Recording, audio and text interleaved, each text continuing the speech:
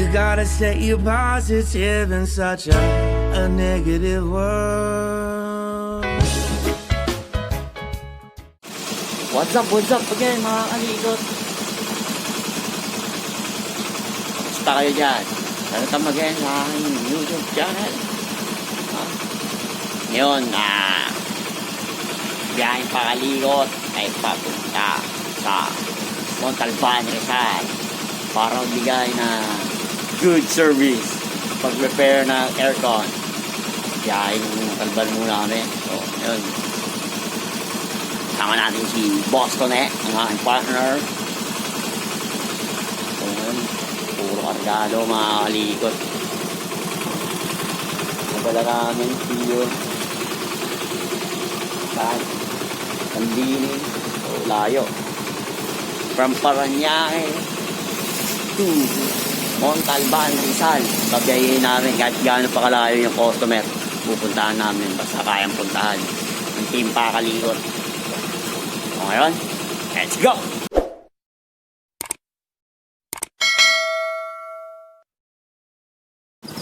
Yo, what's up again mga kaligot? So, dito na po kami ngayon sa Montalban, Rizal sa Estrella High Subdivision.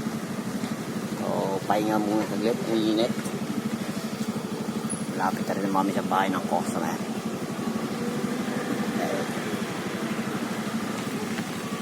So, yun mga kalikot, nandito na tayo sa bahay ng customer.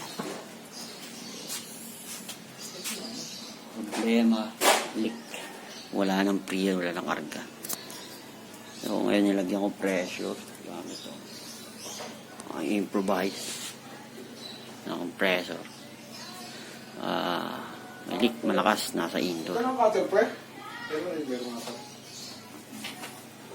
Okay. Baklasin muna namin yung indoor. More moments later.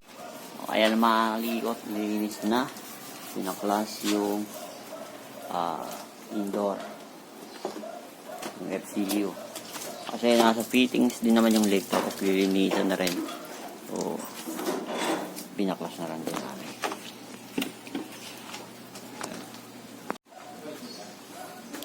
So, yan. Sinasabon yung Boston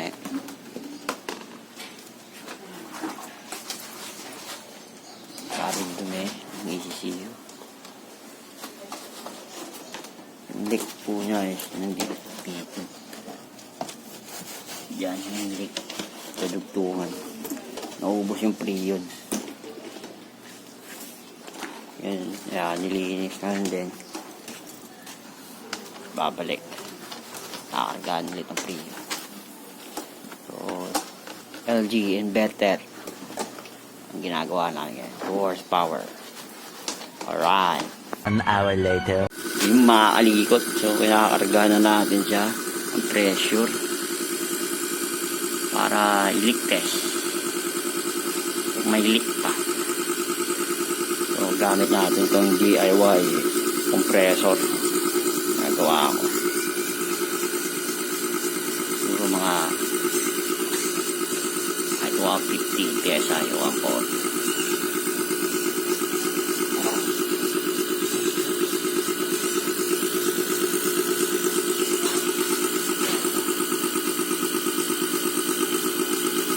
Para ma-check natin kung may leak pa.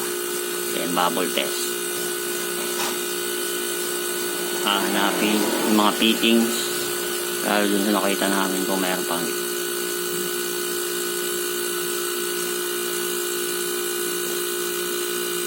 So instead na mag-nitro, ito pong gamit namin. Siyempre home service, malayo. Isa magbitbit ka ng nitrogen. Ito, double purpose. Pwede mong vacuum, pwede pang flushing, pwede pang leak test. Ganyan lang po yan. Hindi ko pa nagagawa na maayos yan. Sa susunod gagawin ko pang pwede siyang air compressor. Pwede gamitin pang pintura, saka panghangin ng mga gulong. So, medyo wala pa ako budget. So, ngayon ganyan na muna. So, eto. 150 PSI. Rado ko na. So kayo mga kalikot, double check. Meron din palang leak dyan. So Sa loob, okay na. Ito na lang. Ano. Sa loob, dagdag na.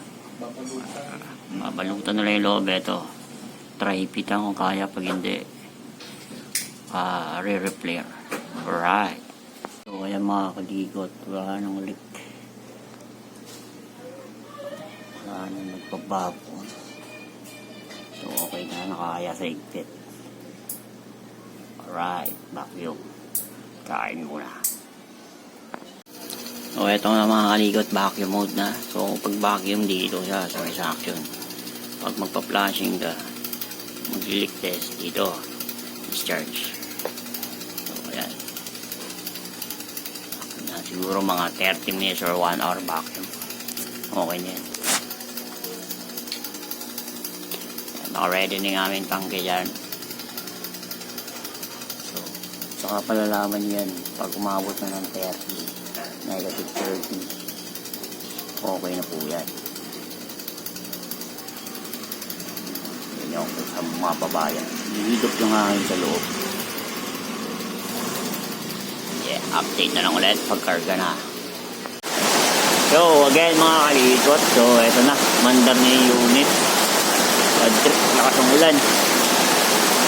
So, nargaan ko siya ng 160 initial charge. Ngayon, mandar na yung unit. Nalagdagan ko na lang ng karga. So, yung karga niya pa lang is makikita nyo 3.4 ampere. Rated current niya 9.9 ampere. Usually 410 kasi ito engine inverter.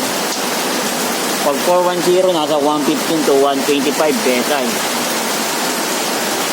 So yung iba hindi kasi nila makuha ng maayos yun, kinikilo talaga po yung nilalagay kasi naka-indicate naman yan sa nameplate ng unit kung ilang kilo ang karga. So since wala naman tayong kiluan, ilang na kilo yan, kung ilan yan, ginagawa na lang po dyan yung pressure saka yung amperahe. Dapat pagtunga, lalo na since kaka-under lang kung may instinct area. Yung iba kasi hindi makuha yung tamang karga niyan, lalo na pag malamig na yung area, syempre mag-slow down na yung compressor. So since ito kaka-under lang saka may init pa yung area, yung under na compressor is naka full power, no? Yung iba kasi karga ng karga malamig na yung area, i-slow down yung compressor, lalo kasi inverter yan. Unlike po kasi dun sa mga hindi inverter, stable yung under ng compressor kahit na malamig na, kaya po yun like sa inverter, nag-slow down yung pagka malamig na yung area. Kaya yun din po kung sinipid na kuryente ng inverter.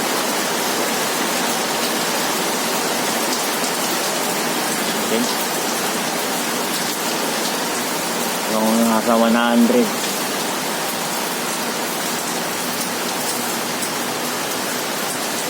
Wala pa rin.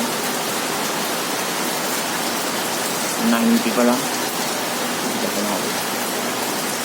Dagdagan pa natin ngayon.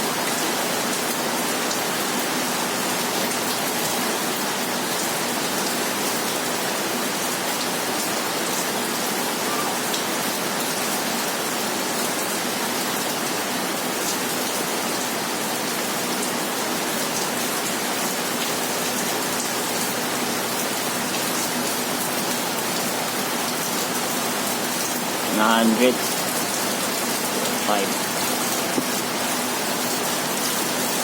malaki pa kulang kaya init na nagmumulis na yung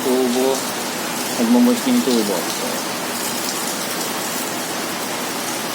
init na rin yung biga malamig na rin yung sa loob bigyan ka pa konti malayo pa.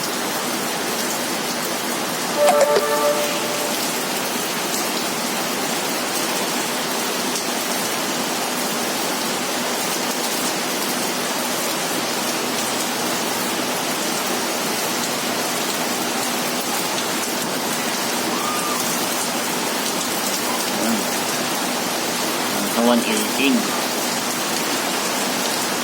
6 ampere na, pati 6 ampere. Obserbahan na muna natin yan. Ganyan na muna karga niya. Ito mataas pa.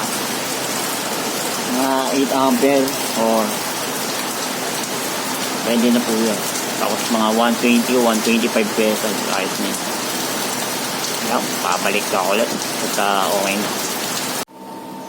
Ayun, mga kalikot, okay na. Okay yung karga. Mainit yung dito. Malamig yung sa loob. So ngayon, pauwi na kami. Dahan-dahan na. Pabalik na ng Paranaque.